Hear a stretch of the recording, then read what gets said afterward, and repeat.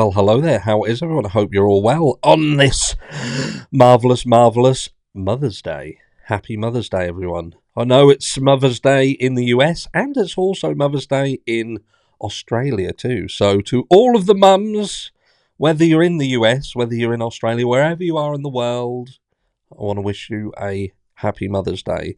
Even if you are a mum, a fill-in mum, a grandmother that's acting as mum, or someone who's not a mum but being a mum, and someone who simply identifies as a mum. Happy Mother's Day. And you're looking absolutely amazing. So being a mum, or even not being a mum, is still working out for you. But today, we're getting straight into some meat and potatoes, because this is indeed some meat and potatoes. I first of all have to ask whether you've heard of parallel construction. And some people will think, yes, I do. I know it well. I know, and I know where you're going with it. Others will be like, what the hell is he talking about? But I must thank Michael. He reached out to me, and in the link to this video, in the description of this video, there is a link to another video, and that is from Michael. And he first raised my attention to this entire principle. And when you factor that into the Idaho 4 case, it really does make sense. And it could be that we've found out exactly how and why something like the knife sheath, for instance, could have been planted. Let's get straight into it, because in order to understand, you first have to learn. And we're going to learn a little bit together. So, normally prosecutors share evidence with defendants during discovery, and defense attorneys have a chance to launch Fourth Amendment challenges against evidence gathered by overly intrusive methods. But law enforcement can skirt this safeguard using parallel construction. The process of collecting evidence via techniques that the agency does not want to disclose, and then finding other evidence which leads to the same conclusion that can be presented in court. So what we're basically talking about here is reverse engineering of a case. And that's important in the Idaho 4 case, because we have always considered whether there was potentially a confidential informant, someone who simply pointed to Bryan and went, he's your man. That's the person who did it. Now, the issue that we have here is, did Bethany Funk or Dylan Mortensen, for instance, were they the individual that would say that Bryan Kohberger did this? And again, we're going to look at some things in this because, again, it's important to understand how elaborate these can be in order to capture someone. This undermines the defendant's right to see the evidence against them and hide significant parts of the criminal justice process from the public eye. Public records laws can shed light on surveillance methods that do not get their day in court. The Federal Freedom of Information Act, FOIA, and similar laws in all 50 states and the District of Columbia give U.S. residents a right to access records concerning government activities, including law enforcement, but broadly interpreted exemptions to those laws often shield the details, and even the very existence of law enforcement surveillance programs from public disclosure. So, in 2013, a Reuters report based on a tranche of records from the Drug Enforcement Administration, DEA, revealed that the agency explicitly instructed agents on how to use and conceal the use of information from the U.S. intelligence community in their normal investigations. The DEA used the term parallel construction to describe the process of masking the true source of an investigative lead.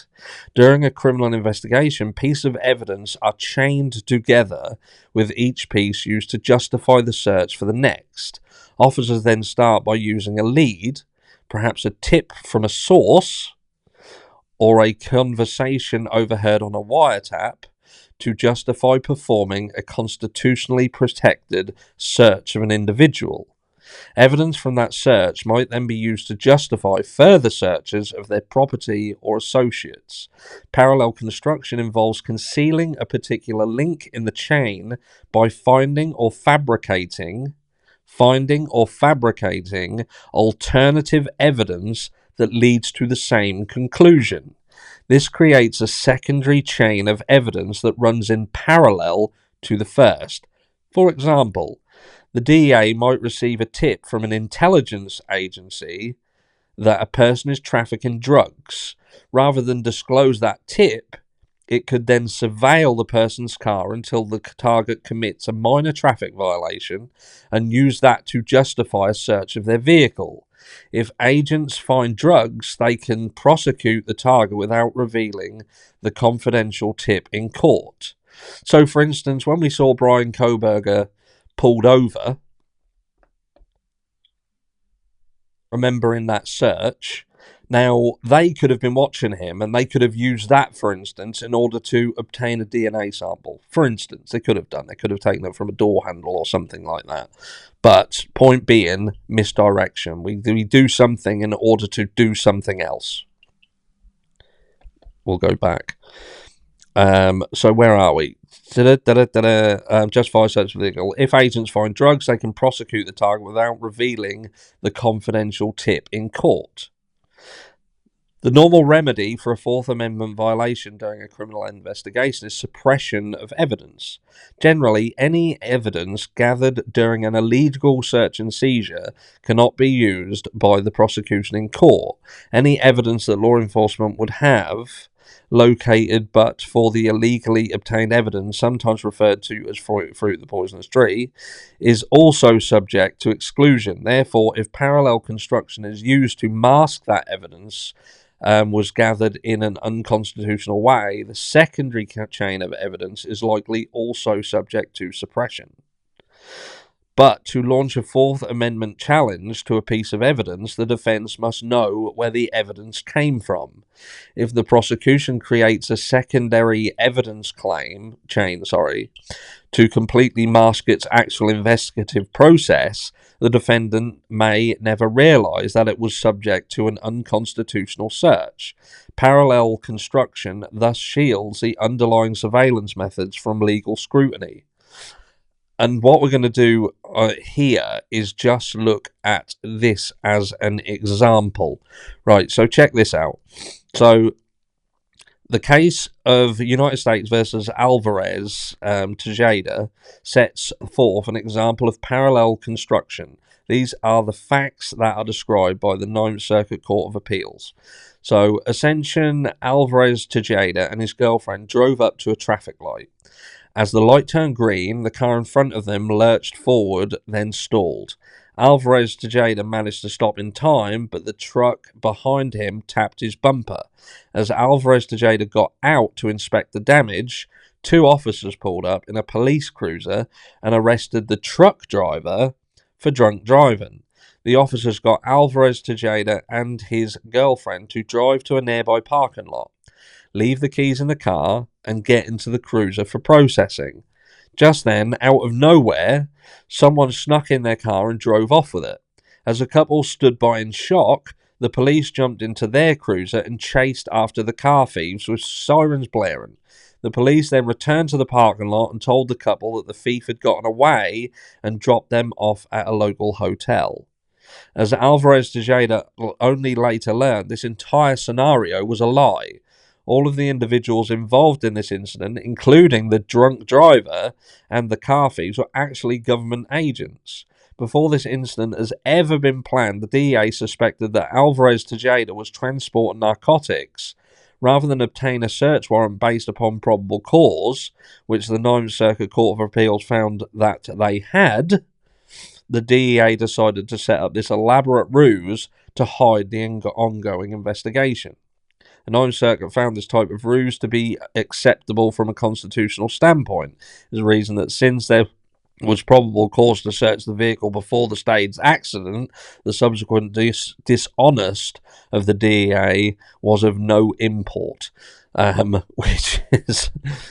But do you see what I'm saying here? So they can set up and stage and fabricate situations in order to get what they want.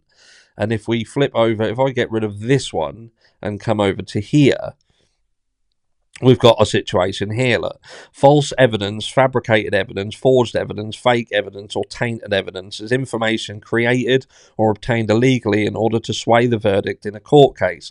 Falsified evidence could be created by either side in the case, including the police prosecution in a criminal case, or by someone sympathetic to either side, misleading by suppressing evidence.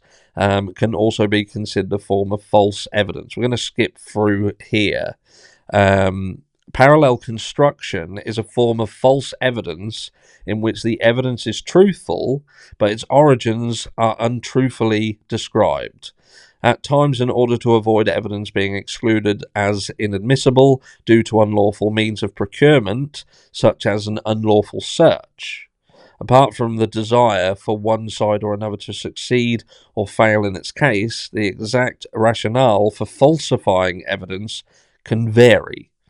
And yeah, so this parallel construction, if we come back here to this,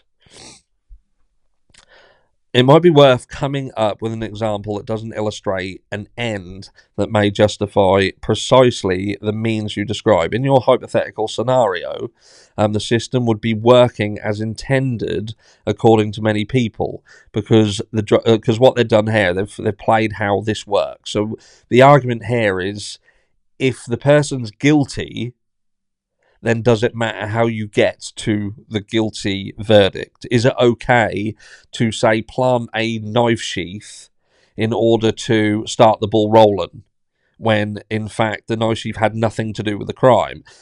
The argument here is, what if the person who originally pointed out the individual and said, that's your guy, isn't actually the guy? And the planting of the sheath in order to start this DNA situation going was in fact fabricated. It was a complete disaster. I'm not going to read through this, because I think with respect of how this operates, you have to ask yourself this. So, would it be out of the realms of possibility in the Bryan Kohberger case that an informant of some description, was there stuff going around this area, and is it fair to assume that there could have indeed been an informant in the area, and they indeed were the person or persons who pointed law enforcement in the direction of Bryan Kohberger? Is that possible at all? People have stated whether even Dylan Mortensen or Bethany Funk, were they informants, or were they used or leveraged into becoming informants, and they pointed the fingers at Bryan Kohberger, and all of a sudden they have to reverse engineer a case. The issue comes is what we're seeing now, when they then can't fill in those blanks. So the information that they originally obtained the arrest warrant for, and to charge Bryan Kohberger, that starts to fall apart.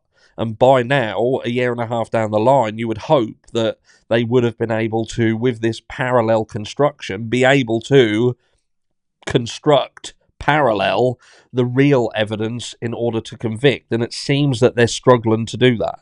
And what with a potential, it's not 100%, but if the FBI have withdrawn their dealings with this, because this could have easily been the FBI that dealt with the not so, following in line with constitutional rights part, with the understanding that law enforcement would then go on to prove that this is indeed the person, and they're not doing that. Does that make sense?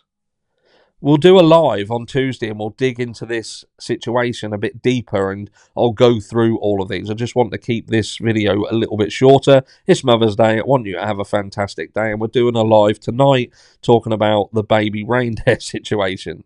So have a think about it. Parallel construction.